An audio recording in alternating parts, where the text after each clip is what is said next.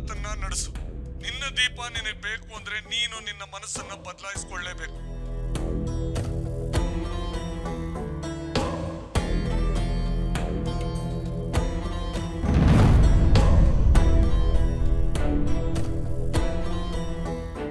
ಅವತ್ತು ನನ್ನ ಮಗಳ ಜೀವ ಈ ಸೌಂದರ್ಯನಿಂದ ಹೋಯ್ತು. ಇವತ್ತು ಅದೇ ಸೌಂದರ್ಯನಿಂದ ದೀಪ ಪ್ರಾಣ ಕಳ್ಕೊಂಡಿದ್ದಾಳೆ.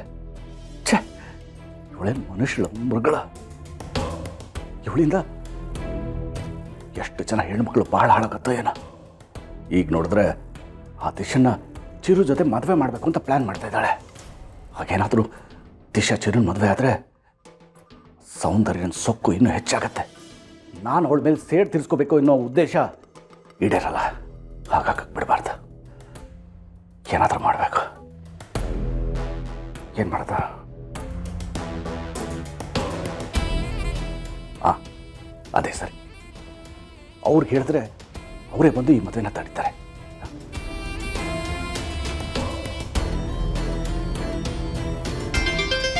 ರೀ, ಎಲ್ಲೋದ್ರಿ ಅವರು?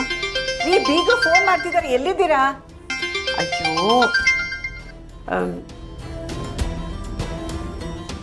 ಹಲೋ ಹಲೋ, ಒಂದು ಮುಖ್ಯವಾದ ವಿಷಯ ಹೇಳಬೇಕಾಗಿತ್ತು. ಇಲ್ಲೆಲ್ಲರೂ ಸೇರಿಕೊಂಡು ಚಿರುಗೆ ದಿಶುನ್ ಜೊತೆ ಮದುವೆ ಮಾಡಕ್ಕೆ ಹೊರಟಿದ್ದಾರೆ.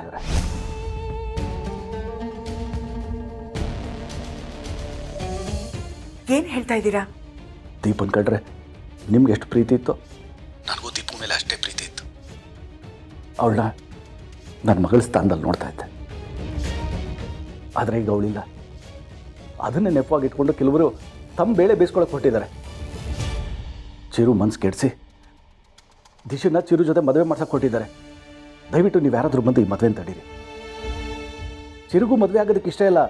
ಅವರೆಲ್ಲ ಬಲವಂತ ಮಾಡ್ತಿರೋದಕ್ಕೆ ಒಪ್ಕೊಂಡಿದ್ದಾನೆ ಅಷ್ಟೇ. ದಯವಿಟ್ಟು ಬೇಗ ಯಾರಾದರೂ ಬಂದು ಈ ಮದುವೆ ತಡೀರಿ.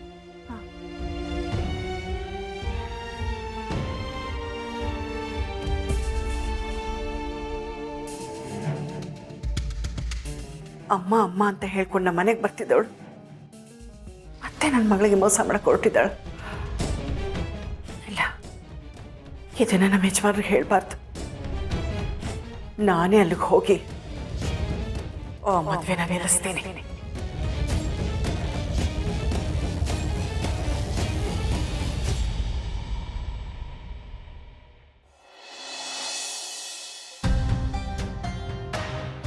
ಏನು ಇನ್ಫಾರ್ಮೇಷನ್ ಸಿಗಲಿಲ್ಲ ಇಂದ?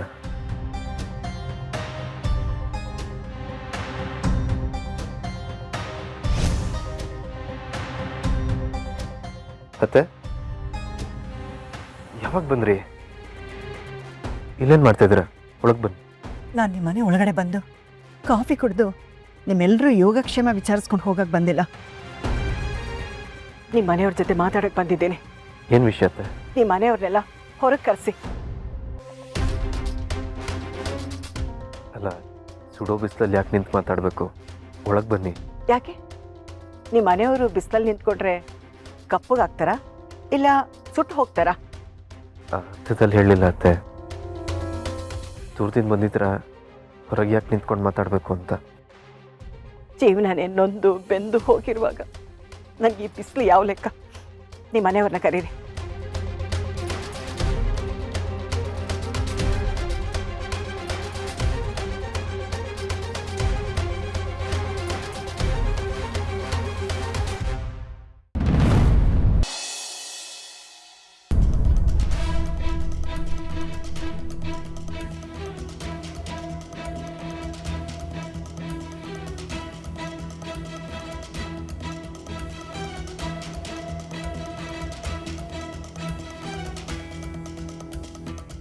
ಸತ್ತಿರೋ ಮಗಳು ತಿಥಿ ಮಾಡೋದು ಬಿಟ್ಟು ಇಲ್ಲಿಗೆ ಯಾಕೆ ಬಂದಿದ್ದಾರೆ ಇವರು?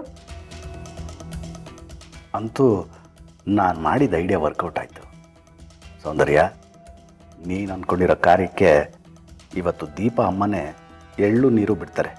ನೋಡ್ತಾ ಇರು. ಚಿರು ಹೇಳ್ದ ನೀವು ಮನೆ ಹೊರಗೆ ನಿಂತಿದ್ದೀರಾ ಅಂತ. ಯಾಕೆ ಅಂತ ಅರ್ಥ ಆಗಲಿಲ್ಲ. ಬೇಡದಿರೋ ಮಾತಾಡಿ ಸಂಬಂಧನ ಹಾಳು ಮಾಡ್ಕೊಳ್ಳೋಕ್ಕೆ ನನಗಿಷ್ಟ ಇಲ್ಲ. ನೇರವಾಗಿ ವಿಷಯಕ್ಕೆ ಬರ್ತೀನಿ. ನನ್ನ ಮಗಳಿಲ್ಲ ಅನ್ನೋ ನೋವು ನಿಮಗೂ ಇದೆ. ಆ ಕಾರಣಕ್ಕೆ ನೀವು ಅವಳು ಕಾರ್ಯ ಮಾಡ್ತೀರಾ, ಅವಳ ಆತ್ಮಕ್ಕೆ ಶಾಂತಿ ಸಿಗುತ್ತೆ ಅಂದ್ಕೊಂಡೆ. ಆದರೆ ಇಲ್ಲ, ಅದ್ಯಾವುದೂ ನಡೀತಾನೇ ಇಲ್ಲ.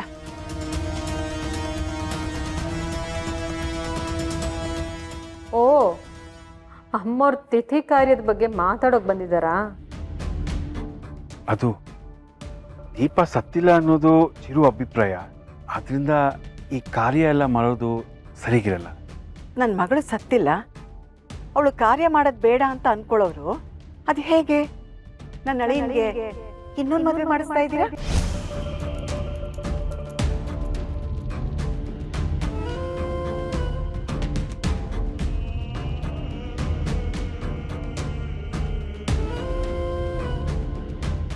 ದೀಪ ನಮ್ಮ ಮನೆ ಬೆಳಗೋ ಬೆಳಕು.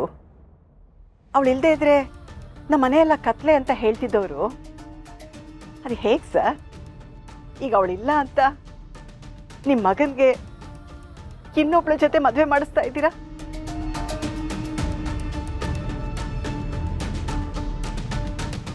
ಅಲ್ಲ, ಇದೆಲ್ಲ ಮಾಡೋದಕ್ಕೆ ನಿಮಗೆ ಮನಸ್ಸಾದ್ರೂ ಹೇಗೆ ಬರ್ತಾ ಇದೆ?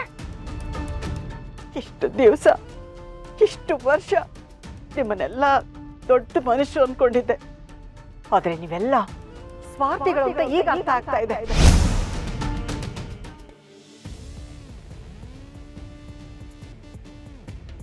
ನನ್ನಿಂದ ನನ್ನ ಮಗಳನ್ನ ಕಿತ್ಕೊಂಡಿರೋ ದೇವ್ರಿಗೆ ದೀಪ ಹಚ್ಚದೆ ಇಡೀ ಶಾಪ ಆಗ್ತಾ ನಾನು ಕೂತಿದ್ರೆ ನೀವಿಲ್ಲಿ ಮದುವೆ ತಯಾರಿ ನಡೆಸಿದ್ದೀರಲ್ಲ, ಇದು ಸರಿನಾ? ನಿಮ್ಗೆ ಯಾರಿಗೂ ಮನುಷ್ಯತ್ವನೇ ಇಲ್ವಾ?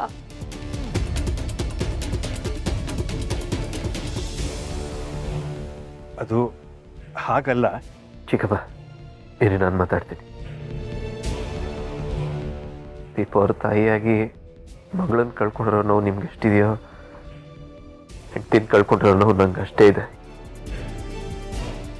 ಅವ್ರಿಲ್ಲ ಅಂತ ನಂಗೆ ಯಾವತ್ತೂ ಅನಿಸಿಲ್ಲ. ಇಲ್ಲೇ ಎಲ್ಲೋ ನಮ್ಮ ಜೊತೆಗೆ ಇದ್ದಾರೆ ಅಂತಲೇ ಅಂದ್ಕೊಂಡಿದ್ದೀನಿ. ಅವ್ರ ನೆನಪಲ್ಲೇ ಈಗಲೂ ಉಸಿರಾಡ್ತಾ ಇದ್ದೀನಿ. ಎಂತ ಒಳ್ಳೆ ಮಾತಾಡಿದ್ರಿ. ನನ್ನ ಮಗಳ ಬಗ್ಗೆ ನಿಮ್ಗಿರೋ ಪ್ರೀತಿನ ಮೆಚ್ಚದೆ ಅಳಿ ಅಂದ್ರೆ, ದೀಪು ಸತ್ತಿಲ್ಲ, ಅವಳು ಇನ್ನೂ ಬದುಕೇ ಇದ್ದಾಳೆ ಅಂತ ಅನ್ಕೊಂಡಿರೋರು ಅದು ಯಾಕೆ ಇನ್ನೊಂದು ಮದುವೆಗೆ ಒಪ್ಕೊಂಡ್ರಿ ಅಳಿ ಅಂದ್ರೆ?